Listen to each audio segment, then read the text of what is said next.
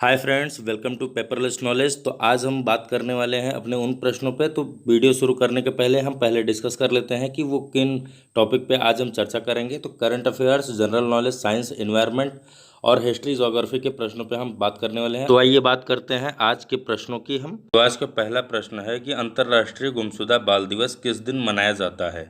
यहाँ पे चार ऑप्शन दिए गए हैं: 24 मई, 22 मई, 25 मई और 20 मई। तो यहाँ पे जो आपका सही आंसर है वो है 25 मई। ऑप्शन सी यहाँ पे आपका सही है। 25 मई को हम अंतर्राष्ट्रीय गुमशुदा बाल दिवस के रूप में मनाते हैं। ठीक।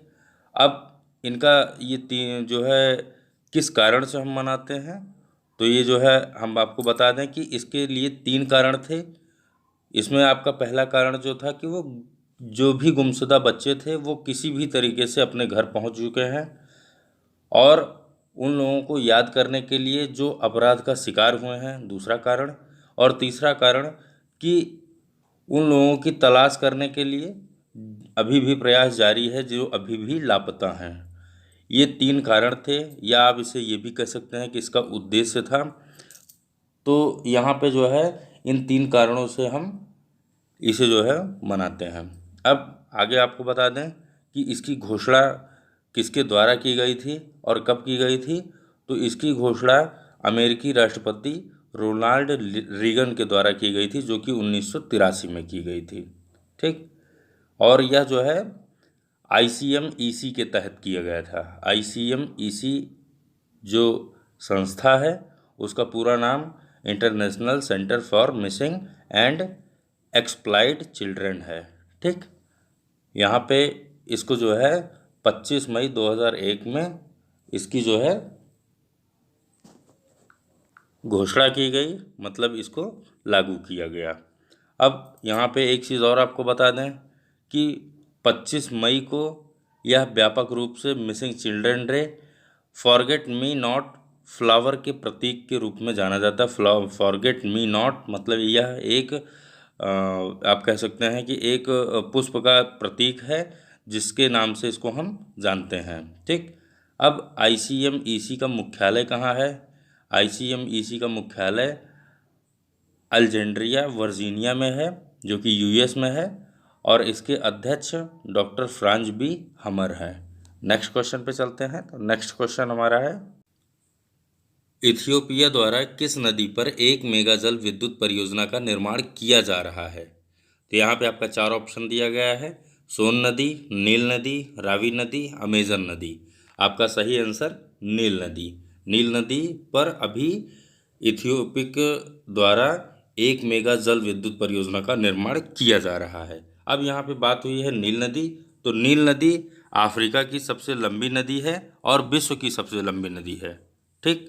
अब यहाँ पे नील नदी के जो बताया गया है, यहाँ पे मेगा जल विद्युत परियोजना का निर्माण शुरू करने जा रहा है।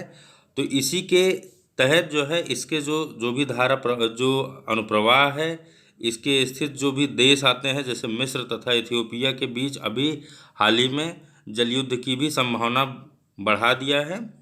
और यहाँ पे साथ साथ वर्ष 2020 के अंत में इथियोपिया और मिस्र नील नदी पर जल विद्युत परियोजना के भविष्य को लेकर वाशिंगटन DC में चर्चा शुरू हुई है। ठीक। और यहाँ पे एक चीज़ और आप नोट कर लीजिए कि यह भूमध्य रेखा के दक्षिण से निकलकर उत्तरी पूर्वी अफ्रीका से होकर भूमध्य सागर में गिरती है। ठीक। और जैसा कि हमने आपको बताया कि नील नदी अफ्रीका की तो बड़ी नदी है ही, लंबी नदी है ही है, साथ ही साथ विश्व की सबसे लंबी नदी है। अब नेक्स्ट क्वेश्चन पे चलते हैं। नेक्स्ट क्वेश्चन है हमारा, भारत और किस देश के बीच आर्टिफिशियल इंटेलिजेंस तकनीकी और बिग डेटा के माध्यम से संयुक्त अनुसंधान और विकास पर चर्चा हुई? तो यहाँ भी आपका चार ऑप्शन दिया गया है: चीन, अमेरिका, नेपाल और इजराइल। तो यहाँ पे जो आपका सही आंसर है वो है इजराइल। अब यहाँ पे एक चीज़ और आपको बता दें कि यह जो भी चर्चा हो रही है वो कोविड-19 के निदान हेतु हो रही है, जो कि इजराइल द्वारा भारत से अभी हुई है। ठीक।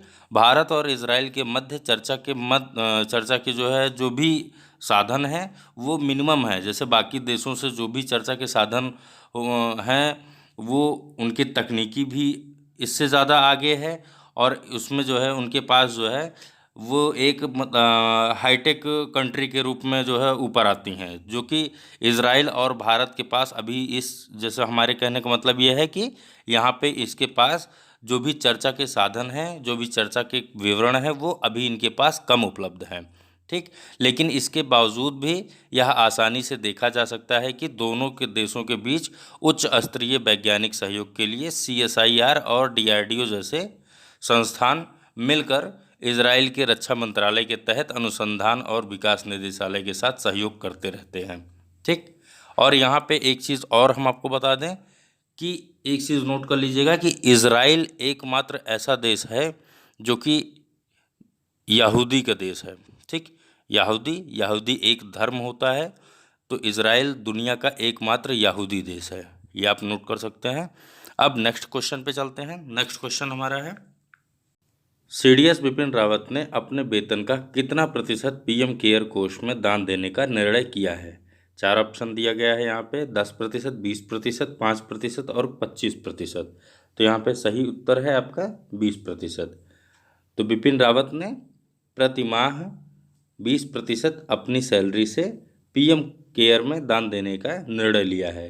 यहाँ पे एक चीज़ आपको बता दें कि इन्होंने 12 महीने तक लगातार जो है यह फंड देने का निर्णय लिया है, जो कि प्रति माह का फंड इनका 50,000 का होगा, 50,000 का। ठीक, और टोटल अगर आप एक साल का इसमें कैलकुलेशन करेंगे तो 6 लाख रुपए का कैलकुलेट होगा, जो कि इन्होंने PM केयर में दान देने के लिए घोषणा की है। ठीक, अब आपको बता दें कि बिपिन रावत इसके पहले थल सेना के अध्यक्ष थे, जो कि अभी इन्होंने हाल ही में 1 जनवरी 2020 को CDS का पदभार संभाला। ठीक, CDS मतलब आपका जल सेना, वायुसेना और थल सेना, तीनों सेनाओं का चीफ। ठीक, अब बिपिन रावत का आपको बता दें तो बिपिन रावत का जन्म 16 मार्च 1958 में पुरी गढ़वाल में हुआ था। नेक्स्ट क्वेश्चन पे चलते हैं। नेक्स्ट क्वेश्चन है हमारा, विश्व भूख दिवस कब मनाया जाता है? तो यहाँ भी आपका 4 ऑप्शन दिया गया है, 28 जून, 28 सितंबर, 28 मई और 28 अप्रैल। तो आपका सही आंसर 28 मई, ऑप्शन सी यहाँ पे सही है। 28 मई को हम विश्व भूख दिवस के रूप में मनाते हैं। अब भूख दिवस हंगर प्रोजेक्ट की एक पहल है और संयुक्त राष्ट्र का अनुमान है कि 2050 तक 2 बिलियन लोग गरीबी के दायरे में आएंगे और उन्हें भोजन की कमी का सामना करना पड़ सकता है। ठीक, या पड़ेगा, आप ये भी कह सकते हैं। और भूखमरी को खत्म करने के लिए जीरो हंगर का सतत विकास लक्ष्य शामिल किया गया है। और साथ ही साथ आपको अभी भी भारत में 5 वर्ष से कम आयु के 69% बच्चे जो भी मृत्यु हो रही है वो कुपोषण के कारण ही हो रही है। और ग्लोबल हंगर इंडेक्स में भारत का अगर स्थान की बात करें तो वो 102वां स्थान है, मतलब कि 102। ठीक, नेक्स्ट क्वेश्चन पे चलते हैं। नेक्स्ट क्वेश्चन हमारा है, ब्राज़ील के किस व्यक्ति को NDB का नया अध्यक्ष नियुक्त किया गया? तो यहाँ भी आपका 4 ऑप्शन दिया गया है, GC मार्शल, मार्कोस ट्राइजो, अल्बर्ट हिलेरी और रॉबर्ट जॉनसन। यहाँ पे जो आपका सही आंसर है वो है मार्कोस ट्राइजो, ऑप्शन बी यहाँ पे आपका सही है। मार्कोस ट्राइजो को ब्राज़ील के NDB का नया अध्यक्ष के रूप में नियुक्त किया गया। ठीक, NDB का full form new development bank.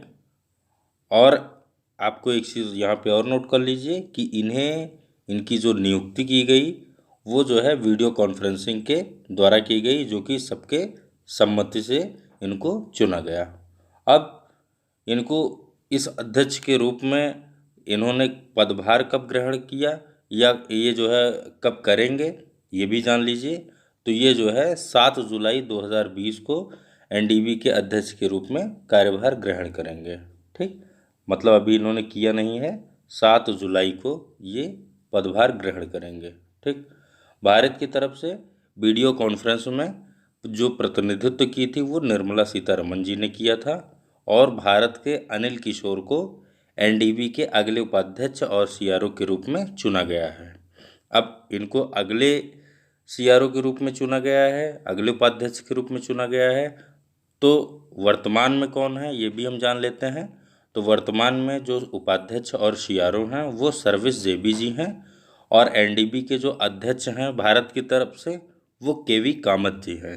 ठीक, केवी कामत की चर्चा हमने अपने पिछले वीडियो में की है, आप वहाँ जाके इसके बारे में विस्तृत रूप से देख सकते हैं। नेक्स्ट क्वेश्चन पे चलते हैं। नेक्स्ट क्वेश्चन है हमारा, भारतीय भूमि से छोड़ा जाने वाला प्रथम उपग्रह कौन सा है?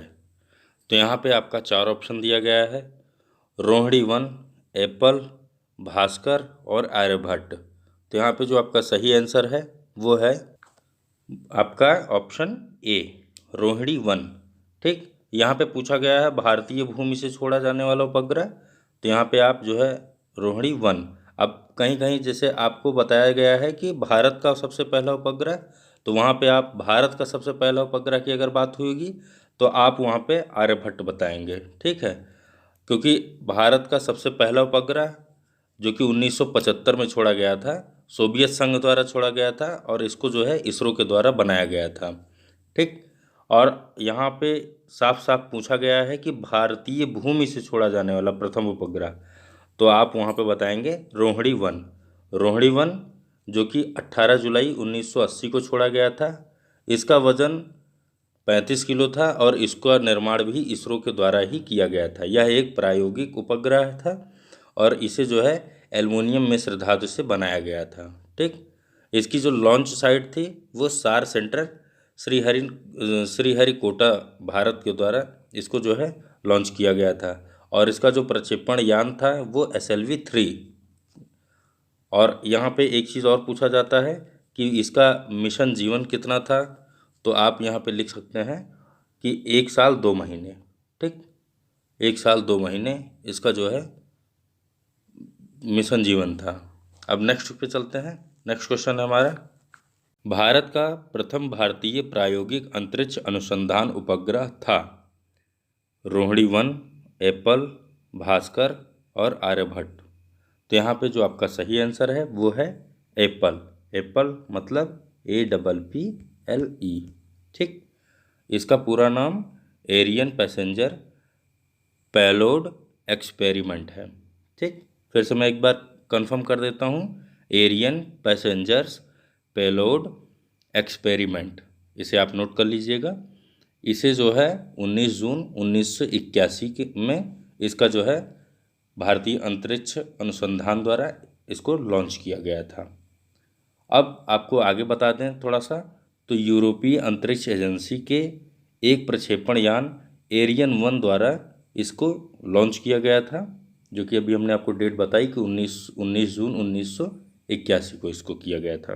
ठीक, और एक सी बैंड ट्रांसपोर्टर की एक प्रायोगिक संचार उपग्रह था जो एप्पल था। ये जो है एक सी बैंड ट्रांसपोर्टर की प्रायोगिक संचार उपग्रह था, और इसकी जो कक्ष की ऊंचाई थी वो 35,786 किलोमीटर थी।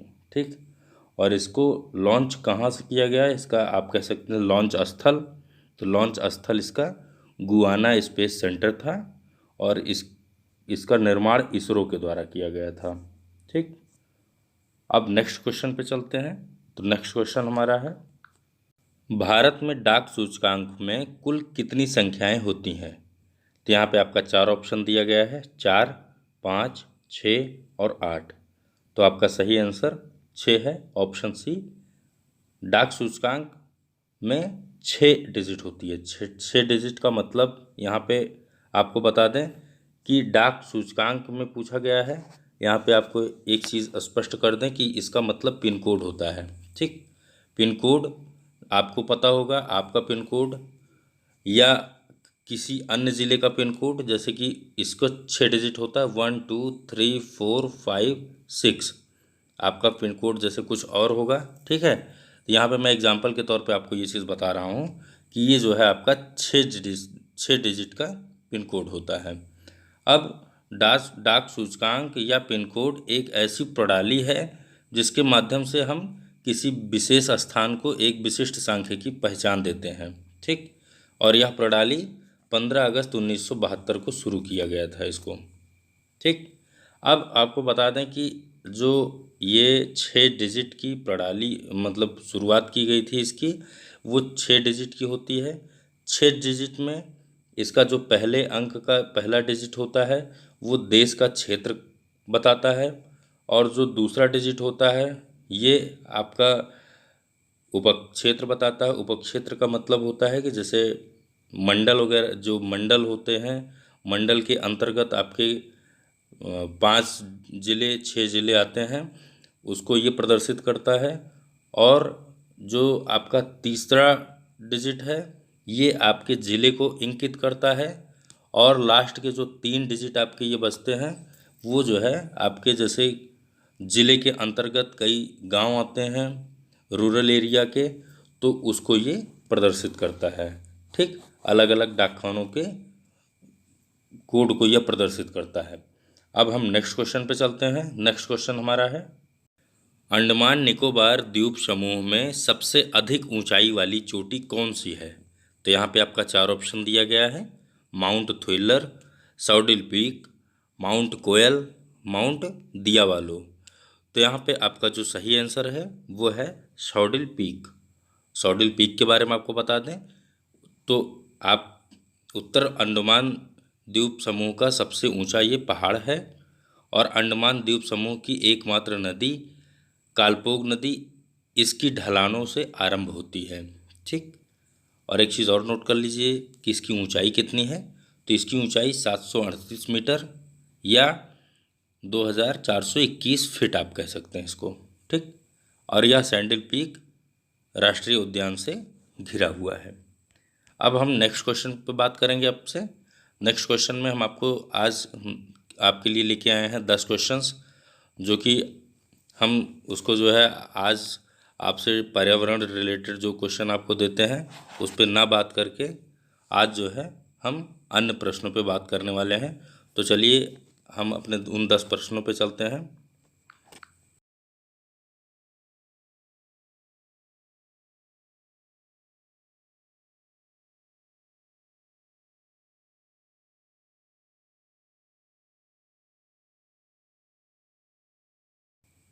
तो चलिए शुरू करते हैं आज का पहला प्रश्न। तो यहाँ पे आपको फटाफट सोचना है और आंसर इसका देना है कि भारत रत्न प्राप्त करने वाली पहली महिला। तो यहाँ पे आपका 4 ऑप्शन दिया गया है, श्रीमती पी.के. गैलिया, श्रीमती बछेंद्री पाल, सुश्री सुष्मिता सेन और श्रीमती इंदिरा गांधी। तो फटाफट इसका आंसर सोचिए क्या हो सकता है इसमें इसका आंसर। 4 ऑप्शंस दिए गए हैं, इसमें आपसे पूछा गया है कि भारत रत्न प्राप्त करने वाली पहली महिला कौन थी। ठीक, तो यहाँ पे जो आपका सही आंसर होगा वो है ऑप्शन डी, श्रीमती इंदिरा गांधी। अभी हमने आपसे कल के वीडियो में इंदिरा गांधी के बारे में चर्चा किया था। इंदिरा गांधी का पूरा नाम इंदिरा प्रियदर्शनी गांधी, और ये भारत की एकमात्र महिला प्रधानमंत्री हुई हैं। ठीक, अब हम नेक्स्ट पे चलते हैं। नेक्स्ट क्वेश्चन है हमारा, भारत की पहली महिला चिकित्सक। तो यहाँ भी आपका 4 ऑप्शन दिया गया है, आभा अवस्थी, मदर टेरेसा, प्रेमा माथुर, कादम्बनी गांगुली। तो यहाँ पे आपका आंसर क्या हो सकता है, फटाफट इसका आंसर दीजिए।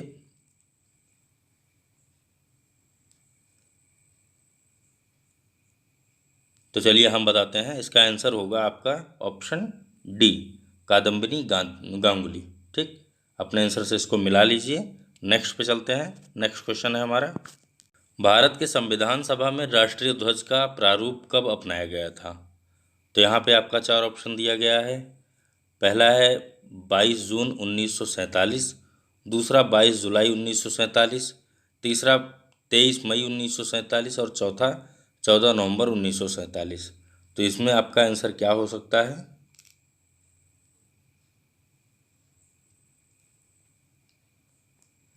इसमें आपका आंसर जो होगा वो है आपका ऑप्शन बी, 22 जुलाई 1947। 22 जुलाई 1947 को भारत के संविधान सभा में, या आप कह सकते हैं संविधान सभा के द्वारा राष्ट्रीय ध्वज का प्रारूप को अपनाया गया था। नेक्स्ट क्वेश्चन पे चलते हैं। नेक्स्ट क्वेश्चन है हमारा, भारत में सर्वाधिक सौर ऊर्जा का उत्पादन कहाँ होता है? तो यहाँ पे भी आपका 4 ऑप्शन दिया गया है, राजस्थान, पंजाब, गुजरात और उत्तराखंड। तो यहाँ पे आपका आंसर क्या हो सकता है? आपका उत्तर जो होगा वो है ऑप्शन ए, राजस्थान। राजस्थान भारत का सर्वाधिक सौर ऊर्जा का उत्पादन का राज्य है। ठीक, नेक्स्ट क्वेश्चन पे चलते हैं। नेक्स्ट क्वेश्चन है हमारा, भारत में पवन ऊर्जा का सबसे ज़्यादा उत्पादन किस राज्य में है? तो यहाँ पे आपका भी 4 ऑप्शन दिया गया है, तमिलनाडु, पंजाब, गुजरात और उत्तराखंड। तो यहाँ पे भी आपका इन चारों में से कौन सा आंसर सही हो सकता है? फटाफट सोचिए, इसका आंसर क्या हो सकता है?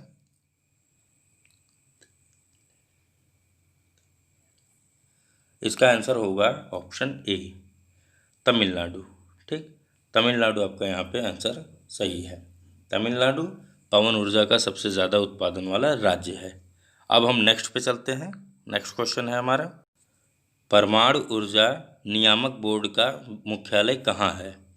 तो यहाँ पे आपका 4 ऑप्शन दिया गया है, बेंगलुरु, भुवनेश्वर, मुंबई और भोपाल। तो आपका आंसर क्या हो सकता है? यहाँ पे जो आपका आंसर होगा वो है आपका ऑप्शन सी, मुंबई। ठीक, मुंबई परमाणु ऊर्जा नियामक बोर्ड का मुख्यालय है। अब हम नेक्स्ट पे चलते हैं। नेक्स्ट क्वेश्चन है हमारा, भारतीय सिनेमा के जनक थे देविका रानी, दादा साहब फाल्के, लुमियर ब्रदर्स और अन्य। तो इन चारों में से आपका आंसर क्या होगा?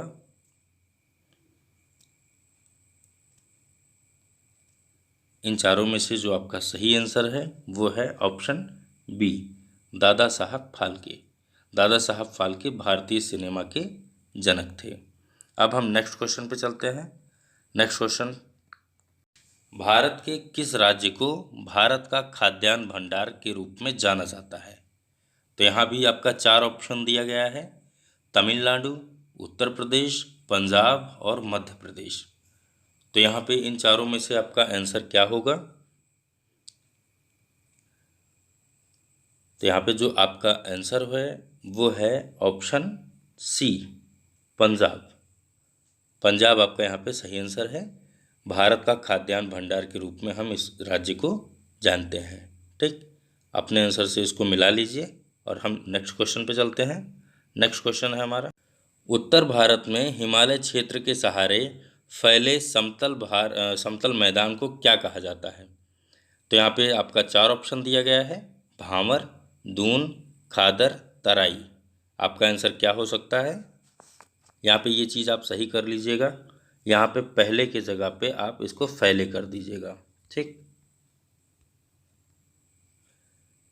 फिर से बोल दे रहा हूँ, उत्तर भारत में हिमालय क्षेत्र के सहारे फैले समतल मैदान को क्या कहा जाता है? भांवर कहा जाता है, दून कहा जाता है, खादर कहा जाता है कि तराई कहा जाता है? तो यहाँ पे जो आपका सही आंसर है वो है आपका ऑप्शन ए, भांवर। ठीक, अब नेक्स्ट क्वेश्चन पे चलते हैं। नेक्स्ट क्वेश्चन है हमारा, भारत के किस राज्य में फुलहर झील स्थित है? उत्तराखंड में, उत्तर प्रदेश में, मध्य प्रदेश में और बिहार में। तो यहाँ पे 4 ऑप्शंस में से आपका जो ऑप्शन सही होगा वो कौन सा है? आपका उत्तर जो होगा वो है ऑप्शन बी, उत्तर प्रदेश। ठीक, उत्तर प्रदेश आपका यहाँ पे सही है। उत्तर प्रदेश राज्य में फुलहर झील स्थित है। ठीक, तो दोस्तों आज के वीडियो में इतना ही। फिर मिलते हैं किसी अन्य वीडियो के साथ। तब तक के लिए नमस्कार, धन्यवाद। कि आपको हमारा यह वीडियो काफ़ी पसंद आया होगा और अधिक जानकारी हेतु हमारे वीडियो को लगातार देखते रहिए। और अगर अभी तक आपने हमारे चैनल को सब्सक्राइब नहीं किया है तो उसे सब्सक्राइब कर दीजिए और बगल में दिए हुए बेल आइकन को प्रेस कर दीजिए, जिससे कि हमारे नए वीडियोज़ की लिंक आप तक लगातार पहुंचती रहे और आप हमारे हर वीडियो को देख सकें। तो कल मिलते हैं इसी टाइम। कुछ नया लेके, कुछ खास लेके। तब तक के लिए धन्यवाद।